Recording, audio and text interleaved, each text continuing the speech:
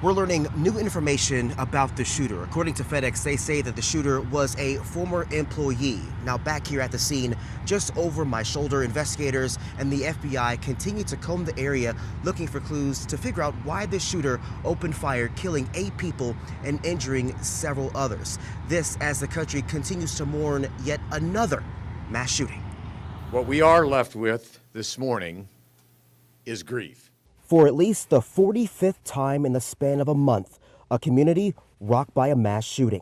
Grief for the employees who have lost their coworkers, and grief for the many Americans struggling to understand how tragedies like this continue to occur. At least 8 people are dead and multiple injured after a gunman opened fire at an Indianapolis FedEx facility late Thursday night. The gunman also dead, police say, after taking his own life. There was no disturbance, there was no argument. He just appeared to randomly start shooting, and that began in the parking lot. Many of you have already asked what the motive of this shooting was, and with less than 12 hours since the shooting, it would be premature to speculate.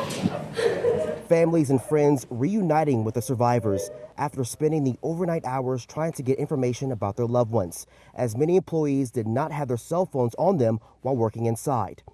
In Washington, President Joe Biden ordering flags to half staff as his administration confronts yet another mass shooting. There is no question that this violence must end, and we are thinking of the families that lost their loved ones.